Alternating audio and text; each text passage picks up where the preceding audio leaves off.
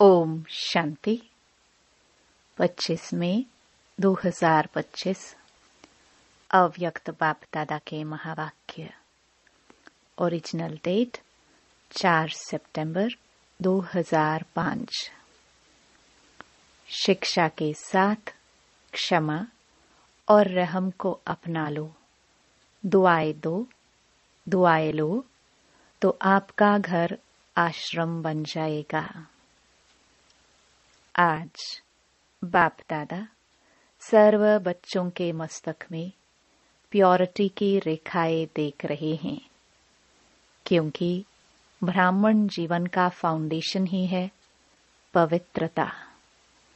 पवित्रता की रेखाएं कौन सी है जानते हो? पवित्रता सर्व को प्रिय है। पवित्रता सुख, शांति, प्रेम, आनंद की जननी है। पवित्रता मानव का सच्चा श्रृंगार है। पवित्रता नहीं तो मानव जीवन का मूल्य नहीं। जैसे देखते हो देवताएं पवित्र हैं, इसलिए ही माननीय और पूजनीय हैं। पवित्रता नहीं तो मानव जीवन को आजकल देख रहे हो। बाप दादा ने आप सभी बच्चों को ब्राह्मण जन्म का वरदान यही दिया, पवित्र भव, योगी भव।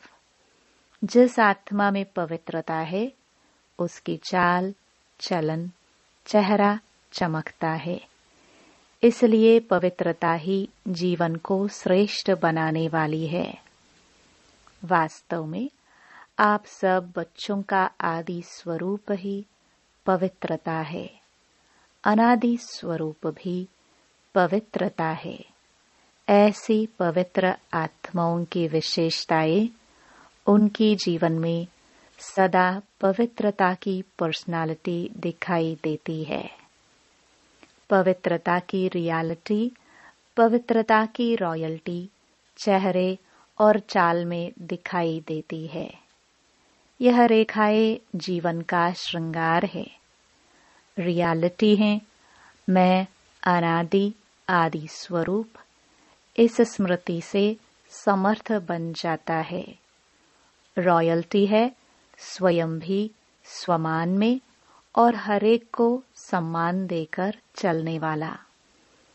पर्सनालिटी है सदा संतुष्टता और प्रसन्नता। स्वयं भी संतुष्ट और अन्य को भी संतुष्ट करने वाले। पवित्रता से प्राप्तियां भी बहुत हैं। बाप दादा ने आप सभी बच्चों को क्या क्या प्राप्ति कराई है वह जानते हो ना? कितने खजानों से भरपूर किया है। अगर प्राप्तियों को स्मृति में रखे तो भरपूर हो जाए। सबसे पहला खजाना दिया है ज्ञान का खजाना, जिससे जीवन में रहते दुख, अशांति से मुक्त हो जाते। व्यर्थ संकल्प, नेगेटिव संकल्प, विकल्प, विकर्म से मुक्त हो जाते हैं।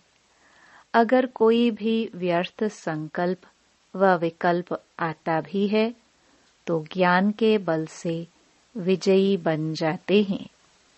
दूसरा खजाना है याद, योग, जिससे शक्तियों की प्राप्ति होती है और शक्तियों के आधार से सर्व समस्याओं को, सर्व विघ्नों को सहज पार कर लेते हैं।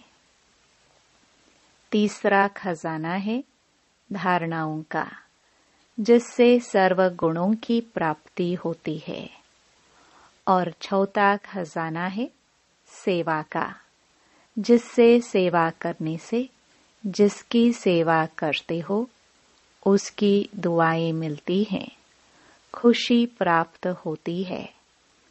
इतने खजाने बाप द्वारा सभी बच्चों को प्राप्त होते हैं।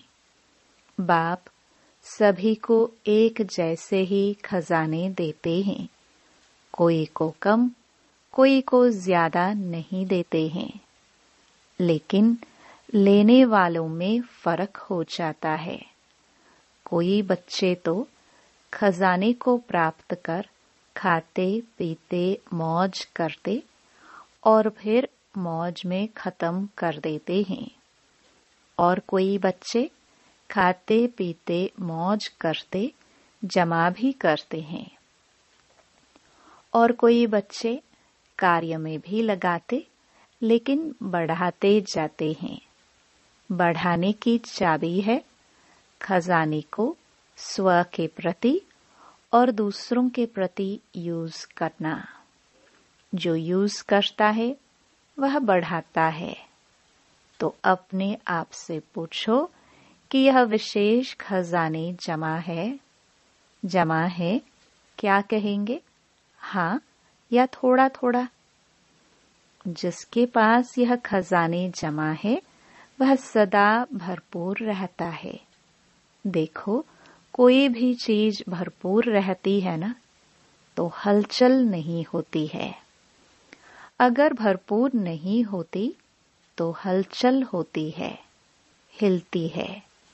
कोई भी चीज को अगर पूरी रीति से भर नहीं दो तो वह हिलती है।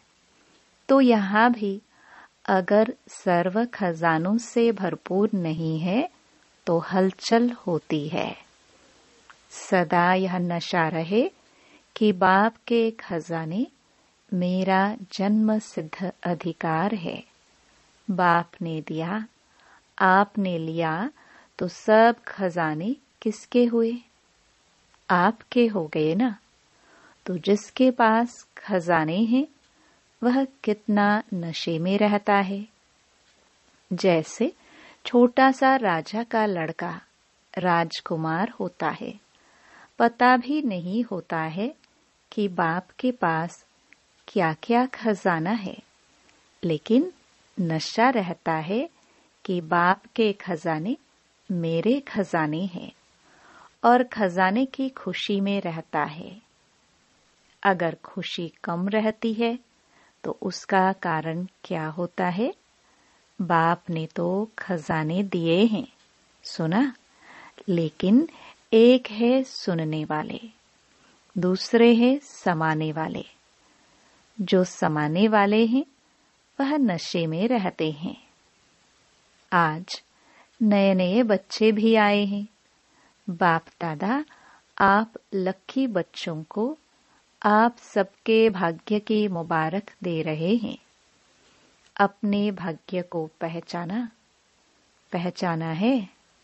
परमात्म प्यार, अविनाशी प्यार, जो सिर्फ एक जन्म नहीं चलता, अनेक जन्म सदा ही प्यार कायम रहता है। क्योंकि यह जो समय चल रहा है, यह समय भी संगम युग, भाग्यवान युग है। सतयुग को भी भाग्यवान कहते हैं, लेकिन वर्तमान संगम युग का समय उससे भी भाग्यवान है। क्यों? इस संगम युग में ही बाप द्वारा अखंड भाग्य का वरदान वर्षा प्राप्त होता है। तो ऐसे संगम युग में, भाग्यवान समय में आप सभी अपना भाग्य लेने के लिए पहुंच गए हो। बाप दादा बच्चों को बहुत एक सहज पुरुषार्थ की विधि सुनाते हैं। सहज चाहते हो ना? मुश्किल तो नहीं चाहते हो ना?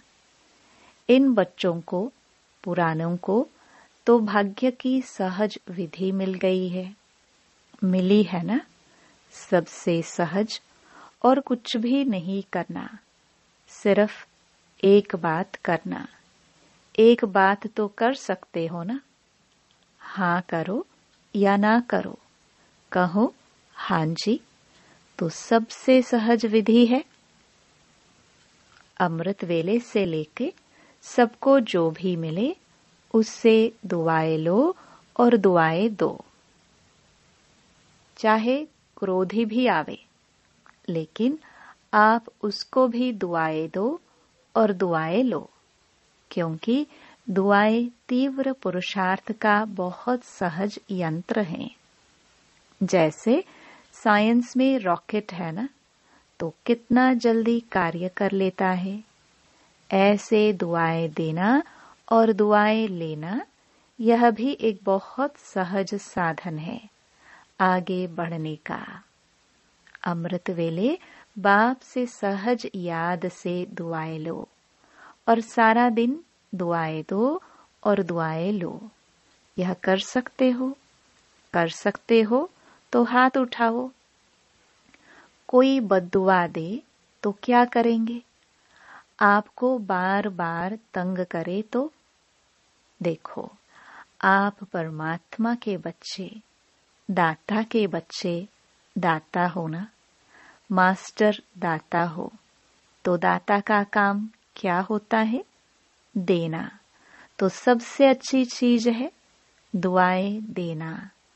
कैसा भी व्यक्ति हो, लेकिन है तो आपका भाई बहन।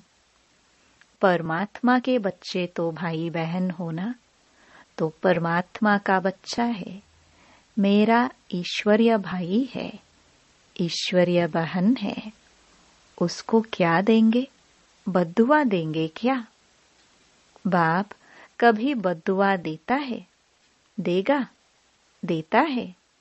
हाँ या ना? हाँ ना करो, बहुत खुश रहेंगे। क्यों? अगर बद्दुआ वाले को भी आप दुआ देंगे, वह दे ना दे, लेकिन आप दुआएं लेंगे तो दुख क्यों होगा? बाप दादा आप आए हुए बच्चों को एक वरदान देता है। वरदान याद रखेंगे तो सदा खुश रहेंगे। वरदान सुनाए? सुनेंगे? वरदान है, अगर आपको कोई दुख दे तो भी आप दुख लेना नहीं।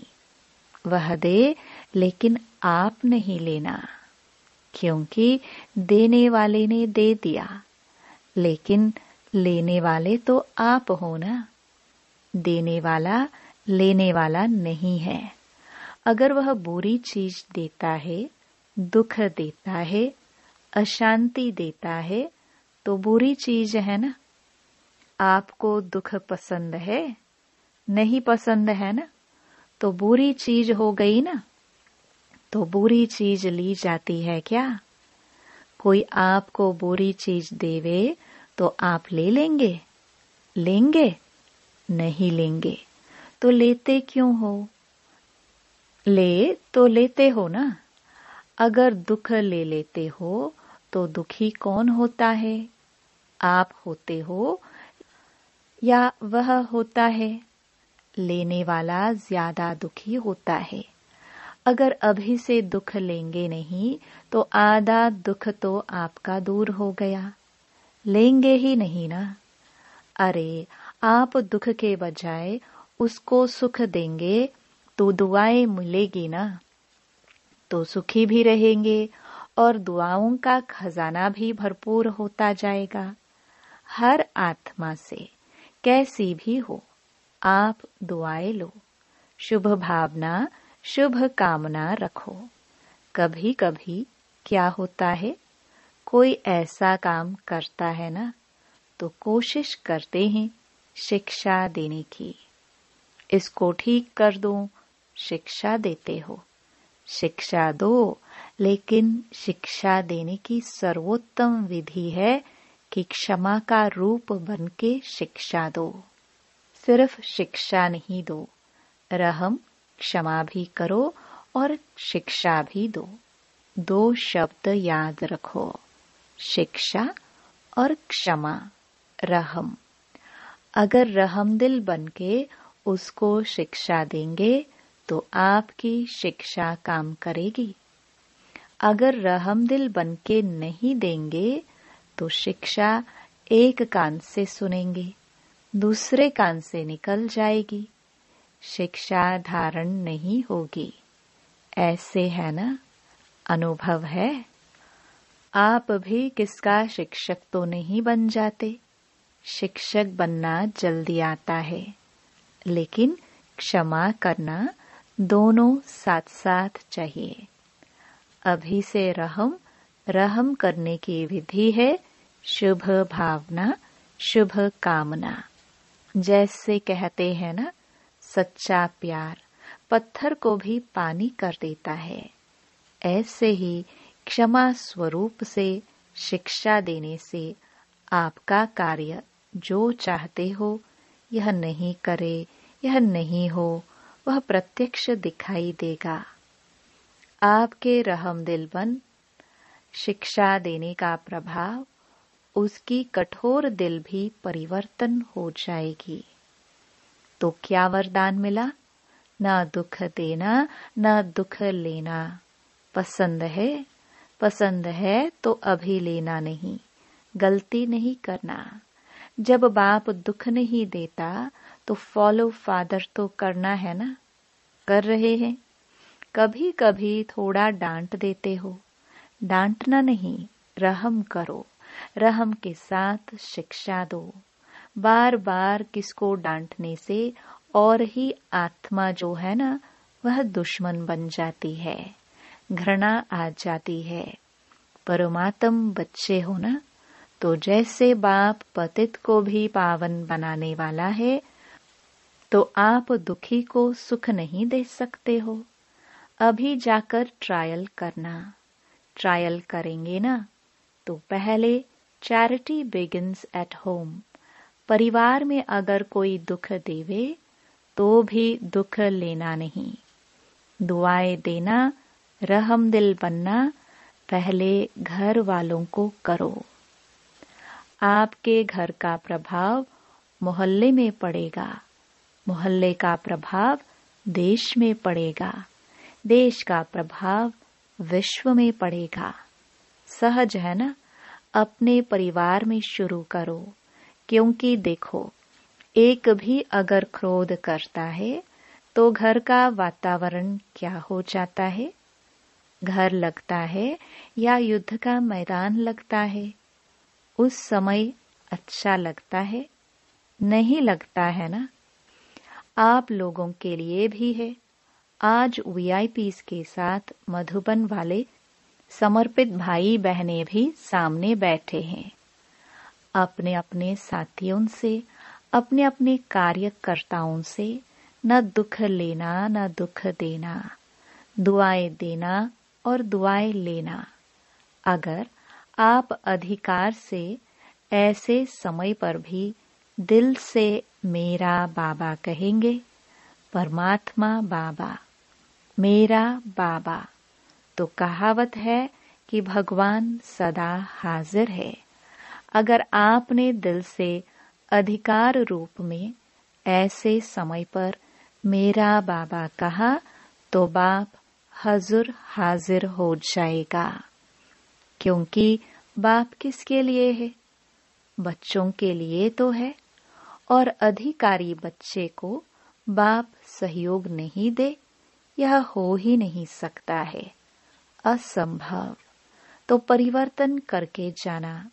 जैसे आए वैसे नहीं जाना, परिवर्तन करके ही जाना। क्योंकि देखो, इतना खर्चा करके आए हो, टिकट तो लगी ना, खर्चा भी किया, समय भी दिया, तो उसकी वैल्यू तो रखेंगे ना। तो वैल्यू है स्व परिवर्तन से पहले घर का परिवर्तन, फिर विश्व का, देश का परिवर्तन। आपका घर आश्रम बन जाए, घर नहीं आश्रम। वैसे शास्त्र भी कहते हैं गृहस्थ आश्रम, लेकिन आज आश्रम नहीं है। आश्रम अलग है, घर अलग है। तो घर को आश्रम बनाना, दुआएं देना और लेना, यह आश्रम का कार्य है। आपका घर मंदिर बन जाएगा। मंदिर में मूर्ति क्या करती है? दुआएं देती है ना। मूर्ति के आगे जाकर क्या कहते हैं? दुआएं दो, मर्सी मर्सी कह के चिल्लाते हैं। तो आपको भी क्या देना है? दुआ, ईश्वरीय प्यार दो। आत्मिक प्यार, शरीर का प्यार नहीं, आत्मिक प्यार। आज प्यार है तो स्वार्थ का प्यार है, सच्चे दिल का प्यार नहीं है। स्वार्थ होगा तो प्यार देंगे, स्वार्थ नहीं होगा तो डोंट केयर। तो आप क्या करेंगे? आत्मिक प्यार देना, दुआ देना, दुख न लेना, ना दुख देना। देखो, आपको चांस मिला है, बाप दादा को भी खुशी है। इतने जो भी सब आए हैं, भारत के करीब 225 वीआईपीज रिट्रीट में आए हुए हैं। इतने घर तो आश्रम बनेंगे ना, बनाएंगे ना? पक्का कि थोड़ा थोड़ा कच्चा? जो समझते हैं कुछ भी हो जाए, थोड़ा सहन तो करना पड़ेगा। समाने की शक्ति कार्य में लगानी पड़ेगी। लेकिन सहन शक्ति का फल बड़ा मीठा होता है। सहन करना पड़ता है, लेकिन फल बड़ा मीठा होता है। तो जो पक्का वायदा करते हैं, घर घर को स्वर्ग बनाएंगे, मंदिर बनाएंगे, आश्रम बनाएंगे, वह हाथ उठाओ। देखा देखी में नहीं उठाना, क्योंकि बाप दादा हिसाब लेगा ना। फिर देख कर नहीं उठाना, सच्चा सच्चा मन का हाथ, मन से हाथ उठाओ। अच्छा दादिया, इनको इसकी क्या प्राइस देंगे? हाँ बोलो। दादी, इतने मंदिर बन जाएंगे तो आप उसको क्या प्राइस देंगे? अपने घर वालों को ले आवे। यह तो प्राइज नहीं दी, यह तो काम सुना दिया। बाबा जो आज्ञा करेंगे। देखो, प्राइज तो आपको मिल जाएगी, कोई बड़ी बात नहीं है। लेकिन है, लेकिन बोले। आप जाने के बाद अपनी धारणा से परिवर्तन करना, और 15 दिन के बाद, मास के बाद अपनी रिजल्ट लिखना। जो 1 मास भी दुख नहीं लेगा न देगा, उसको बहुत अच्छी प्राइज देंगे। अगर आप आएंगे तो मुबारक है, अगर नहीं आ सकेंगे तो भी सेंटर पर भेजेंगे। अच्छा, चारों ओर के देश विदेश के बच्चों की याद बाप दादा को मिली है। चाहे फोन द्वारा याद भेजी है, चाहे पत्र द्वारा, चाहे दिल में याद किया है। तो बाप दादा सभी बच्चों को, चाहे भारत के चाहे विदेश के, रिटर्न में दुआएं और याद प्यार पदम गुणा दे रहे हैं। चारों ओर के परमात्म प्यार के अधिकारी बच्चों को, चारों ओर सर्व खजानों से भरपूर, निर्विघ्न, निर्विकल्प, निर्व्यर्थ संकल्प रहने वाली श्रेष्ठ आत्माओं को, साथ साथ सर्व परिवर्तन करने और कराने के आगे उमंग उत्साह में उड़ने वाले बच्चों को, साथ साथ बाप दादा को सच्चे दिल का समाचार देने वाले सच्चे दिल वाले बच्चों को, विशेष दिलाराम के रूप में, बाप के रूप में, शिक्षक के रूप में, सतगुरु के रूप में पदम गुणा याद प्यार और नमस्ते। वरदान। भटकती हुई आत्माओं को यथार्थ मंजिल दिखाने वाले चैतन्य लाइट माइट हाउस भव। किसी भी भटकती हुई आत्मा को यथार्थ मंजिल दिखाने के लिए चैतन्य लाइट माइट हाउस बनो। इसके लिए 2 बातें ध्यान पर रहे। 1, हर आत्मा की चाहना को परखना। जैसे योग्य डॉक्टर उसे कहा जाता है जो नब्ज को जानता है। ऐसे परखने की शक्ति को सदा यूज करना। दूसरा, सदा अपने पास सर्व खजानों का अनुभव कायम रखना। सदा यह लक्ष्य रखना कि सुनाना नहीं है, लेकिन सर्व संबंधों का, सर्व शक्तियों का अनुभव कराना है। स्लोगन: दूसरों की करेक्शन करने के बजाय एक बाप से ठीक कनेक्शन रखो। अव्यक्त इशारे: रूहानी रॉयल्टी और प्योरिटी की पर्सनालिटी धारण करो। अपना निजी स्वरूप व वरदानी स्वरूप सदा स्मृति में रहे तो अपवित्रता और विस्मृति का नाम निशान समाप्त हो जाएगा। विस्मृति व अपवित्रता क्या होती है? अब इसकी अविद्या होनी चाहिए, क्योंकि यह संस्कार व स्वरूप आपका नहीं है, बल्कि आपके पूर्व जन्म का था। अभी आप ब्राह्मण हो, ये तो शूद्रों के संस्कार व स्वरूप है। ऐसे अपने से भिन्न अर्थात दूसरे के संस्कार अनुभव होना, इसको कहा जाता है न्यारा और प्यारा। ओम शांति।